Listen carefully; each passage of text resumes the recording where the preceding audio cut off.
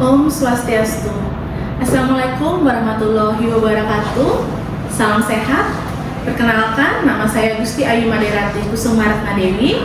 Saya adalah seorang dosen pengajar di program studi Diploma 3 jurusan Teknologi Laboratorium Medis Poltekkes Kemenkes Denpasar dengan spesifikasi bidang ilmu yang saya ampu adalah kimia bahan alam.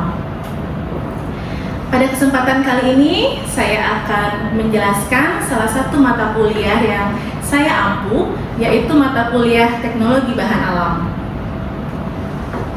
Mata kuliah Teknologi Bahan Alam ini adalah mata kuliah wajib bagi mahasiswa semester 3 program studi Diploma 3 jurusan Teknologi Laboratorium Medis Poltekkes Kemenkes Denpasar, di mana mata kuliah ini memiliki bobot SKS, yaitu 2 SKS yang terdiri atas 1 SKS teori dan juga 1 SKS praktikum.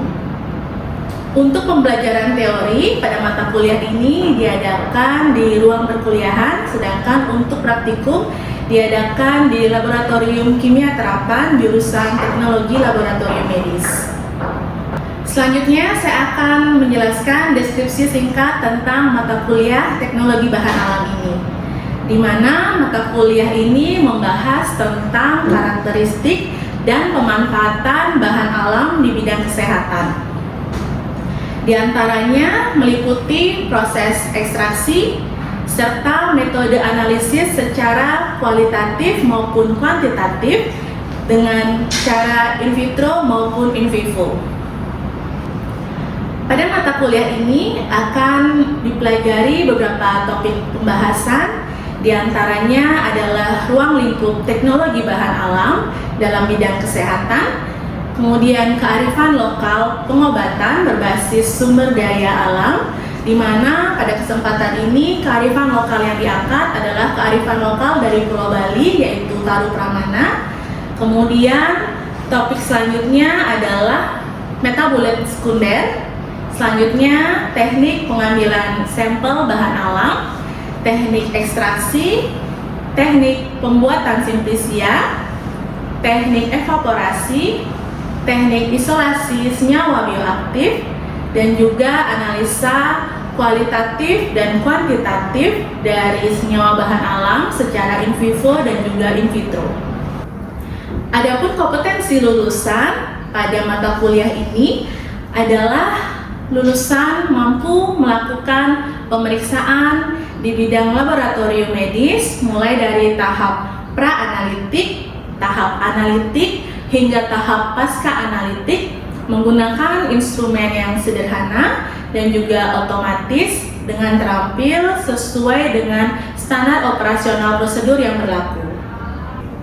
Selanjutnya, kemampuan yang diharapkan setelah mahasiswa menempuh mata kuliah Teknologi Bahan Alam ini, diantaranya mahasiswa mampu menjelaskan dan menerapkan tentang teknologi bahan alam di bidang kesehatan, kemudian menerapkan prinsip dasar pembuatan simplisia, menerapkan teknik sampling bahan alam, melakukan teknik ekstraksi, teknik evaporasi, dan juga teknik isolasi senyawa bioaktif.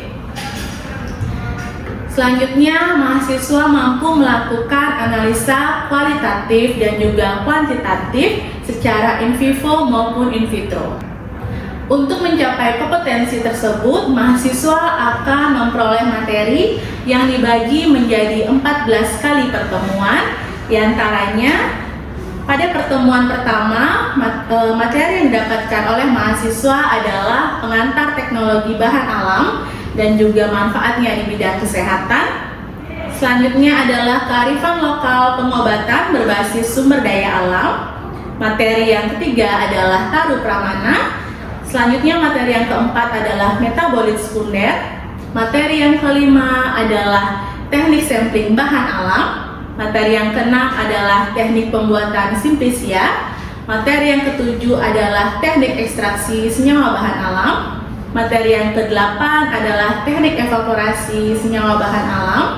Materi yang kesembilan adalah teknik isolasi senyawa bioaktif. Materi yang ke-10 adalah analisa kualitatif senyawa bahan alam. Materi yang ke-11 adalah analisa kuantitatif senyawa bahan alam. Materi yang ke-12 adalah uji in vivo dan juga in vitro dari senyawa bahan alam. Materi yang ke-13 adalah uji aktivitas antioksidan dari senyawa bahan alam. Dan materi yang ke-14 adalah uji antibakteri dari senyawa bioaktif. Selanjutnya, pada metode pembelajaran yang saya lakukan pada mata kuliah teknologi bahan alam ini adalah metode DIA, yaitu Delivery, Interaction, and Assessment. Untuk metode yang pertama, yaitu Delivery, di mana saya sebagai seorang dosen penanggung jawab mata kuliah, di awal pertemuan akan menyampaikan materi yang akan diperoleh oleh mahasiswa selama 1 semester ke depan. Kemudian saya akan menyampaikan materi kepada mahasiswa dengan metode ceramah, yang kemudian mahasiswa dapat mengajukan pertanyaan atau memberikan feedback terhadap materi yang telah saya berikan. Pada penyampaian materi pembelajaran, saya juga menggunakan teknologi informasi, yaitu LMS Microsoft Teams. Selanjutnya adalah interaction. Interaksi antara dosen dan mahasiswa dapat terjadi saat proses perkuliahan berlangsung, yaitu pada awal pembukaan materi, saya sebagai dosen akan menanyakan atau memberikan pertanyaan yang bersifat penyegaran bagi mahasiswa terhadap materi-materi yang sudah saya sampaikan sebelumnya. Kemudian dengan hal tersebut mahasiswa memiliki kesempatan untuk aktif dalam menjawab dan juga berinteraksi dengan saya sebagai dosen. Proses interaksi ini juga dapat berlangsung selama penyampaian materi yang saya berikan, di mana saya akan memberikan kesempatan bagi mahasiswa yang ingin bertanya atau mahasiswa yang ingin memberikan pendapatnya, sehingga interaksi antara dosen dan mahasiswa juga dapat terjadi selama proses penyampaian materi dari dosen berlangsung. Pada tahap ini saya juga menggunakan metode problem based learning, di mana selama proses perkuliahan berlangsung saya akan membagi mahasiswa menjadi kelompok diskusi kecil secara acak yang akan membahas permasalahan yang kerap terjadi sesuai dengan materi yang saya berikan. Selanjutnya, mahasiswa akan didorong untuk berpikir secara kritis dalam menyelesaikan permasalahan yang telah diberikan. Setelah itu, mahasiswa akan saya tunjuk secara acak untuk mengemukakan hasil dari diskusi mereka, sehingga seluruh mahasiswa memiliki peluang yang sama untuk aktif berbicara pada saat perkuliahan berlangsung. Interaksi juga kerap terjadi dengan teknologi informasi, yaitu Microsoft Teams, di mana mahasiswa dapat menuliskan pertanyaan terkait dengan materi yang telah saya berikan pada kolom chat beranda di kelas teknologi bahan alam pada media Microsoft Teams tersebut. Selanjutnya, saya akan langsung memberikan komentar atau jawaban terhadap pertanyaan yang masuk pada kolom tersebut. Berikutnya adalah assessment. Metode assessment yang saya lakukan pada mata kuliah teknologi bahan alam ini ada pada akhir penyampaian dari materi, di mana pada setiap akhir penyampaian materi teori, saya akan memberikan pertanyaan berupa kuis untuk mengetahui capaian dari hasil pembelajaran mahasiswa untuk materi yang telah saya berikan tersebut. Instrumen penilaian yang saya gunakan diantaranya adalah rubrik penilaian tugas kelompok maupun mandiri, rubrik penilaian keaktifan di kelas, rubrik penilaian unjuk kerja praktikum, serta penilaian dari laporan praktikum. Untuk persentase dari penilaian proses pembelajaran memiliki bobot sebesar 60%, diantaranya terdiri dari penilaian sikap, partisipasi, keaktifan dalam proses pembelajaran, serta dalam penyelesaian tugas dan kuis yang telah diberikan. Selanjutnya adalah persentase penilaian produk dengan bobot sebesar 40%, di mana persentase ini terdiri dari nilai ujian tengah semester dan juga nilai ujian akhir semester. Keseluruhan informasi tentang penilaian ini akan saya sampaikan di awal pertemuan pertama, sehingga mahasiswa dapat mengetahui atau memahami poin-poin yang ada di dalam penilaian, dan juga mahasiswa dapat mempersiapkan diri untuk memperoleh nilai yang maksimal. Selanjutnya, mari kita saksikan bersama video micro teaching saya pada mata kuliah Teknologi Bahan Alam, pertemuan ke-6 dengan materi Teknik Pembuatan Simplisia. Oke, selamat pagi adik-adik semuanya. Selamat pagi, Bu. Selamat pagi. Sudah sarapan semua? Sudah. Sudah ya. Oke, pagi hari ini kita ketemu lagi ya dalam mata kuliah Teknologi Bahan Alam. Ya, hari ini kita pertemuan ke-6 ya. Iya. Ya, jadi hari ini kita pertemuan ke-6 dengan materi bahasan yaitu teknik pembuatan simplisia. Ya. Oke, sebelum kita mulai perkuliahan ya, seperti biasa ada baiknya kita berdoa dulu ya. Semoga perkuliahan pagi hari ini diberikan kelancaran, kemudahan ya. Silakan berdoa menurut agama dan kepercayaan masing-masing ya. Berdoa dulu. Oke, berdoa selesai. Ya. Hari ini hadir semua? Hadir.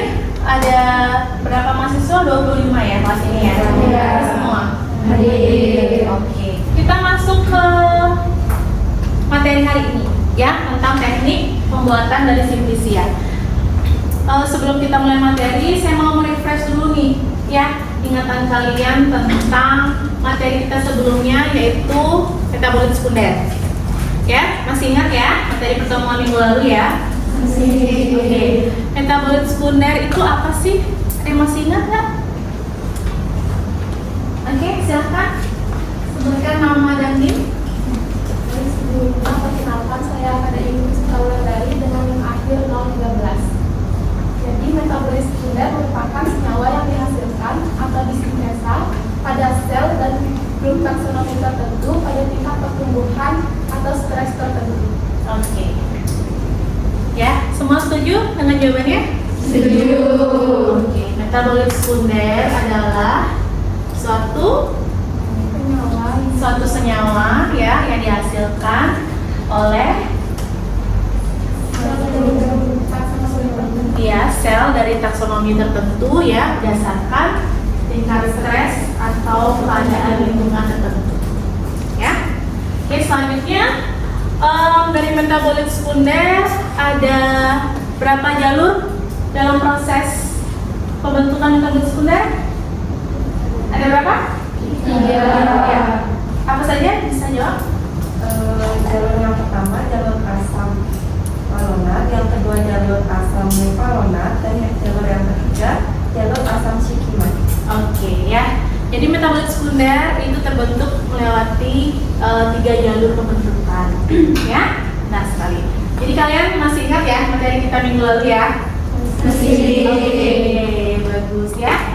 Sebelum masuk ke materi tentang teknik pembuatan simplisia, kita harus tahu dulu ya apa sih capaian pembelajaran ya yang kita harapkan bisa terpenuhi pada materi hari ini ya. Adapun capaian pembelajarannya, yang pertama adalah mahasiswa mampu menjelaskan pengertian dari simplisia ya. Kemudian yang kedua, mahasiswa mampu mengidentifikasikan ya jenis-jenis dari simplisia beserta manfaatnya. Oke. Dan yang ketiga adalah mahasiswa mampu untuk menjelaskan teknik dari pembuatan simplisia. Ya. Selanjutnya, mahasiswa mampu menjelaskan cara penyimpanan dari Simplicia, ya, penyimpanan yang baik dan benar. Kemudian yang terakhir, capaian yang kita harapkan bisa tercapai adalah mahasiswa mampu melakukan analisis parameter spesifik dan non spesifik dari Simplicia. Ya, jadi inilah capaian pembelajaran kita untuk materi hari ini. Oke, baik, kita masuk ke materinya, ya. Nah, sebelumnya saya sudah kirimkan materinya ke MS Team Class, ya. Sudah di-download materinya? Sudah ya. Jadi materi hari ini sudah saya upload ke sana, ya. Kalian juga sudah mendownload dan juga pasti sudah mempelajari, ya. Paling tidak kalian membaca materi hari ini, ya. Oke, saya jelaskan saja Simplicia itu apa, ya. Jadi Simplicia adalah bahan alami, ya, yang dipergunakan untuk pengobatan tradisional, ya, atau sebagai obat tradisional yang belum mengalami pengolahan apapun, ya. Jadi dia masih seperti bentuk asalnya, ya, belum melewati pengolahan apapun. Dan kecuali dinyatakan lain merupakan bahan yang dikeringkan, ya. Umumnya Simplicia adalah bahan baku yang dikeringkan, jadi belum mengalami pengolahan bentuk apapun, seperti itu, ya. Oke, selanjutnya jenis-jenis dari Simplicia, ya. Di sini kita ketahui bersama, ya, Simplicia itu ada 3 jenis. Yang pertama adalah Simplicia nabati, kemudian hewani, dan juga Simplicia pelikan atau mineral, ya. Dari namanya kita sudah bisa membayangkan, ya, apa sih arti dari Simplicia nabati, hewani, atau mineral, ya. Sebagai contoh, nah, untuk Simplicia nabati adalah Simplicia, ya, yang dapat berupa tanaman utuh, bagian tanaman, eksudat tanaman, atau gabungan antara ketiganya. Ya, jadi Simplicia itu bukan hanya satu bagian, tapi bisa satu tanaman utuh, ya, atau bagian-bagiannya bisa, atau gabungan dari keseluruhan bagian itu bisa. Seperti itu, ya. Nah, kalau nabati berarti pasti berasal dari tumbuhan, ya. Kalau hewani, berasal dari hewan, ya. Baik, yang untuk materi proses pembuatan dari Simplicia sampai di sini ada yang mau ditanyakan? Silakan kalau ada yang mau bertanya. Oke, siapa duluan? Ya, silakan yang depan dulu. Baik Ibu, perkenalkan nama saya Kadek Suryani Chandra dengan NIM 071342220001. Di sini saya ingin bertanya, apakah semua bahan Simplicia harus dirajang? Oke, Naning, terima kasih atas pertanyaannya, ya. Bagus sekali pertanyaannya. Jadi pertanyaan Naning, apakah semua Simplicia itu harus melewati proses perajangan? Ya, jawabannya tidak semua, ya. Simplicia yang melewati proses perajangan, ya, hanya Simplicia yang permukaannya tebal, ya. Jadi kalian harus tahu dulu bagaimana bentuk atau sifat dari Simplicia kalian. Kalau memang bentuknya tebal Simplicianya, nah itu kita perlu rajang dulu. Gunanya apa kita rajang? Iya, untuk memperkecil luas dari permukaannya, ya. Kalau luas permukaannya sudah kecil, nanti pada saat kita proses pengeringan akan membutuhkan waktu yang lebih singkat atau lebih cepat, ya. Nah, selain itu kita juga perlu tahu bagaimana sifat dari Simplicia kita, ya. Kalau Simplicia kita mengandung minyak atsiri, nah itu tidak boleh dirajang, karena jika Simplicia itu mengandung minyak atsiri, ya, pada saat kalian rajang, kemudian kalian keringkan nanti, minyak atsirinya akan menguap, ya. Jadi yang awalnya kalian ingin menarik minyak atsiri dari Simplicia kalian, minyak sirihnya udah menguap duluan. Gitu. Ya. Jadi untuk proses perajangan itu kita harus melihat dulu sifat fisik dari simplicianya, ya, dan juga kita lihat kandungan apa yang ada pada simplicia itu. Selanjutnya ada yang mau ditanyakan lagi? Ya.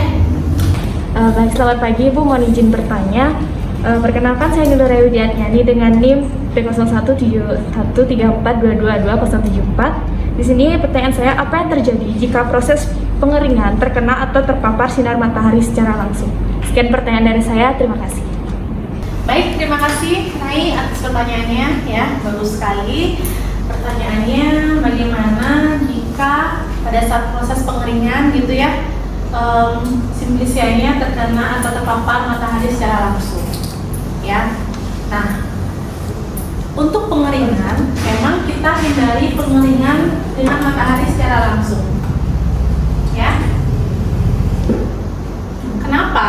Karena kalau simplicia kita terkena matahari secara langsung, ya, yang kita takutkan nanti metabolit sekundernya akan rusak, ya, karena kandungan dari metabolit sekunder itu dapat rusak apabila terkena suhu di atas 50 derajat Celcius.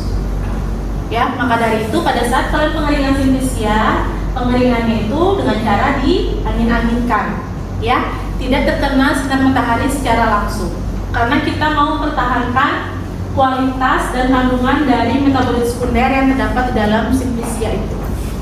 Ada pertanyaan lain? Tidak ada, sudah jelas ya untuk materinya ya? Oke, baik. Kalau tidak ada pertanyaan lagi, kita langsung saja ya membentuk kelompok kecil, kelompok diskusi kecil ya.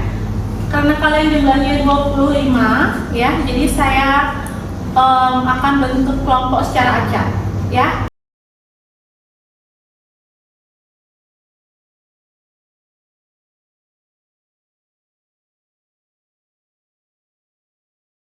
Semuanya sudah selesai? Sudah selesai semua? Oke, kalau sudah selesai, saya akan tunjuk ya kelompok yang menjawab untuk pertanyaan yang telah didiskusikan ya. Untuk materi ini saya mau kelompok 2 yang menjawab. Baik, terima kasih atas waktu yang sudah diberikan kepada kelompok kami. Kami di sini dari kelompok 2 akan menjawab pertanyaan Ibu berdasarkan jawaban yang telah kami diskusikan, yang dimana pertanyaannya itu sebutkan metode dalam proses pengeringan serta keuntungan dan kelemahannya. Jadi di sini pengeringan dibagi menjadi 2, yaitu pengeringan alamiah dan pengeringan buatan. Yang dimana keuntungan dari pengeringan alamiah itu yang pertama tidak memerlukan alat atau instrumen, dan kelemahan dari pengeringan alamiah ini yaitu kecepatan pengeringan yang sangat bergantung pada iklim. Kemudian yang kedua ada pengeringan buatan, yang dimana keuntungannya yaitu pengeringan ini akan lebih merata dan waktu pengeringan akan lebih cepat tanpa dipengaruhi oleh keadaan cuaca. Dan untuk kelemahannya itu yang dimana itu lebih mahal dan memerlukan instrumen atau alat oven. Sekian jawaban dari kelompok 2. Terima kasih. Oke, baik sekali ya pertanyaan kelompok 2.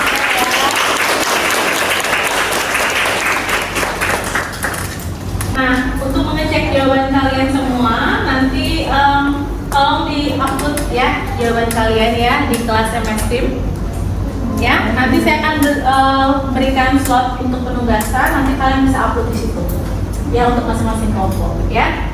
Baik, kita sudah selesai sesi diskusi pada pagi hari ini ya. Selanjutnya saya akan menyampaikan kesimpulan dari materi yang sudah kita bahas hari ini ya. Dimana kesimpulan yang pertama, jadi simplicia adalah bahan alamiah ya, yang dipergunakan sebagai obat tradisional ya, dan umumnya simplicia ini belum mengalami apa? Pengolahan dalam bentuk apapun ya. Selanjutnya simplicia ada berapa jenis? 3 jenis ya, yaitu simplisia Nabati, hewani, dan mineral. ya. Tuh. Selanjutnya, nah proses pembuatan simplisia ya, yang tadi sudah kita diskusikan juga ya, dimulai dari pengumpulan bahan baku, selanjutnya Sortasi basah, kemudian pengeringan, kemudian sortasi kering, pengawetan, dan juga penyimpanan ya. Baik, sekian ya kesimpulan yang bisa kita buat untuk materi pada pagi hari ini ya. Dan seperti biasa, sebelum kita menyelesaikan perkuliahan pada pertemuan hari ini, kita akan lanjut apa? Iya, benar sekali ya. Oke, untuk kuis saya sediakan link ya. Silahkan cek di MS Teams kalian ya. Sudah saya cantumkan untuk link kuis pagi hari ini ya. Bisa langsung dijawab pada link tersebut ya. Oke, adik-adik semua sudah mengirimkan respon? Sudah. Tulisnya sudah semua ya? Sudah. Oke, saya juga sudah mengecek, sudah menerima 25 respon yang masuk ya. Ternyata di sini ada yang peroleh skor sempurna, skor 100. Atas nama Suryani. Oke, kita kasih applause. Ya. Baik, selanjutnya kuis sudah berakhir ya. Jadi sudah selesai juga pertemuan untuk materi kuliah di pagi hari ini. Oke, saya ucapkan terima kasih atas kehadiran adik-adik semua dalam perkuliahan pagi hari ini. Saya mohon maaf apabila ada kesalahan pada saat penyampaian ya atau pemberian materi pada pagi hari ini. Oke, saya tutup pertemuan hari ini dengan ucapan selamat pagi semuanya. Oke, demikianlah video tentang deskripsi singkat mengenai mata kuliah teknologi bahan alam serta cuplikan video pembelajaran terkait metode DIA yang saya terapkan selama perkuliahan, di mana video ini saya gunakan untuk pernyataan diri dosen dalam unjuk kerja Tridharma Perguruan Tinggi bidang pengajaran untuk penilaian program sertifikasi dosen gelombang kedua tahun 2023. Terima kasih telah menyaksikan video ini. Semoga video ini bermanfaat. Akhir kata, saya Gusti Ayu Maderati Kusuma Ratna Dewi pamit undur diri. Om Santi Santi Santi Om. Terima kasih.